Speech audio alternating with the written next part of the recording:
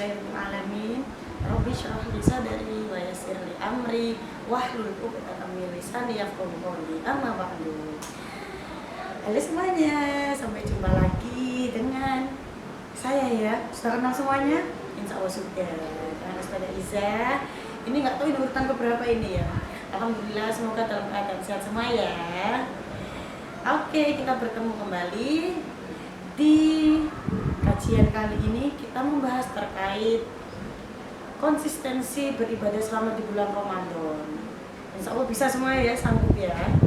Kita tentukan semuanya di sini. Kita perbanyak amal ibadah kita kejar semua target yang ada. Nah, di sini kita simak bareng-bareng bagaimana agar tetap konsisten, karena beberapa kali itu dirasa sepertinya kalau sudah memasuki bulan Ramadan pertengahan itu pasti agak menurun ya teman-teman ya. Mungkin kalau di awal kita merasa terkadang wah semangat beribadah, tapi kok ternyata di tengah-tengah sudah mulai menurun pelan-pelan. Apalagi sudah banyak ajakan buber dari alumni TK mungkin ya, alumni SD gitu kan, pasti mulai menurun pelan-pelan. Nah, yuk kita simak bareng-bareng gimana supaya tetap konsisten di bulan Ramadan dalam hal beribadah. Yang pertama adalah yakni kita niatkan dengan tekad yang kuat. Kita bulatkan niat dan tekad kita. Setiap kegiatan atau aktivitas apapun tentu kita harus ada dengan niat yang kuat ya teman-teman ya. Karena kalau misal kita tidak ada nawaitunya atau niatnya, pasti semuanya tidak akan terlaksana. Apapun itu bentuknya, nggak hanya kita itu niat untuk sholat saja loh ya, atau niat wudhu yang kita kenal itu kan yang banyak nama itu ya. Tapi setiap melakukan aktivitas apapun, jangan lupa dibulatkan dulu niat dan tekad. Kalau misal kalian sudah berniat dan sudah bertekad, aku di bulan Ramadan ini ingin menghabiskan mungkin 3 kali khatam atau beberapa kali khatam, itu silakan diniatkan dulu dan tekadkan dulu dengan baik. Itu yang pertama, itu yang paling perlu dilakukan. Dan yang kedua adalah buatlah daftar dan jadwal ibadah. Gimana kira-kira? Misal ya, kita kan pernah diajari membuat to-do list, ya kan? Kita buat dulu daftarnya. Kira-kira kalau misal kita tidurnya itu kita jadwalkan jam 9 ya teman-teman ya.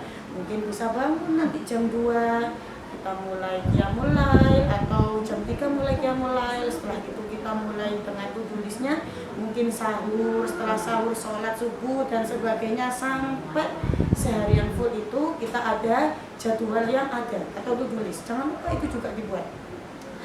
Dan itu biar mudah gimana? Biar mudah kita itu misal ya, kita buat alarm di HP itu kan bisa, atau mungkin kita tempel di mading di kamar kita itu juga bisa.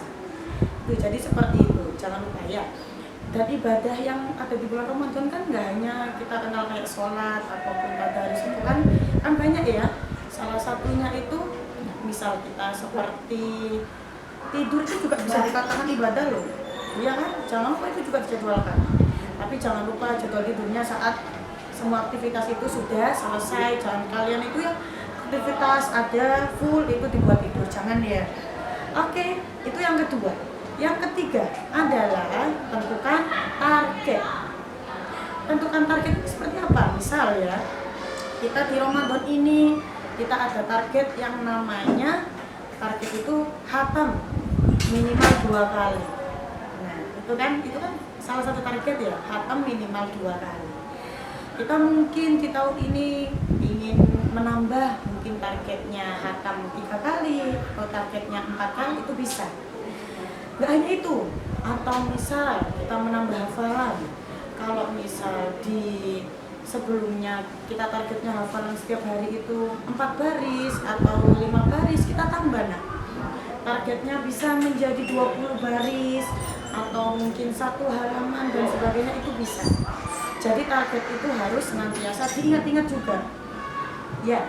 Nggak hanya target itu, apalagi coba kira-kira target seperti halnya kita punya target. Kalau biasanya di amal yaumi itu kan ada ya, misal sedekah, infak. Kalau biasanya infaknya itu 1.000, kita target di bulan Ramadan kita dobelkan, atau misal 2 kali lipat bisa 2.000, atau bisa 3 kali lipat 3.000, seperti itu. Itu target-target itu juga perlu diperhatikan ya teman-teman. Selanjutnya adalah yang keempat, yakni kurangi kegiatan yang tidak perlu.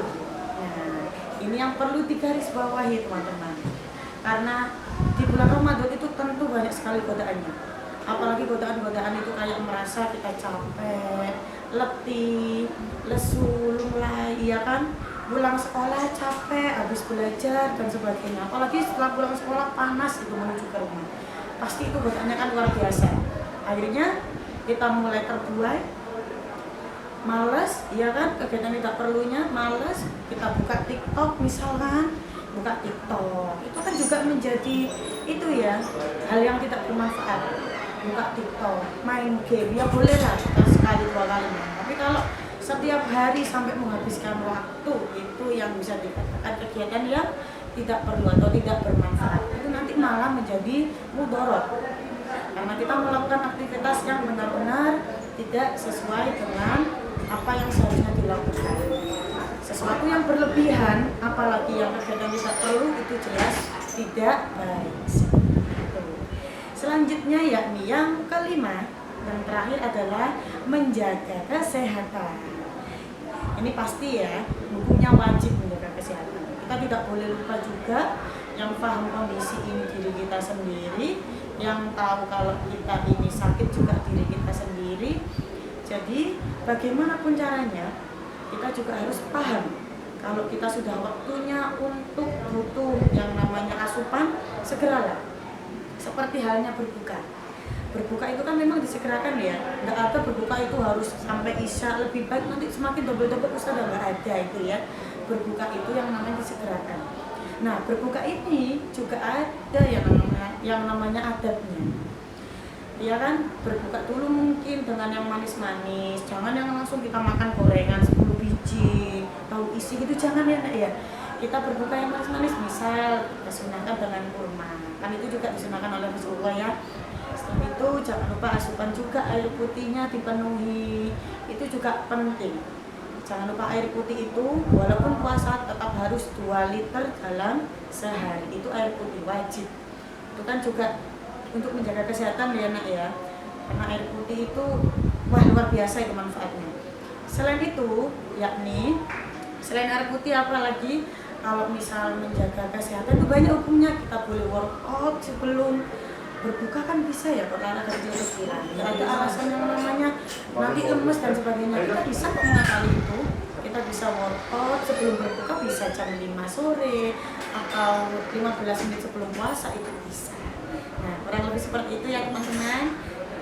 Bisa ulangi ya. Yang pertama adalah bulatkan tekad dan niat kalian.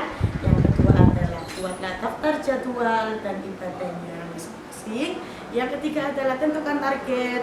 Yang keempat adalah kurangi kegiatan yang tidak perlu. Dan yang terakhir adalah jaga kesehatan. Itu mungkin sedikit dari Ustazah. Tips-tipsnya mungkin ya, ini bisa dikatakan tips ya. Oke teman-teman, terima kasih. Semoga terus semangat puasanya. Semoga amal ibadahnya terima oleh Allah Subhanahu wa taala. Mohon maaf sebelumnya dari Ustazah Izzat. Terima kasih. Assalamualaikum warahmatullahi wabarakatuh.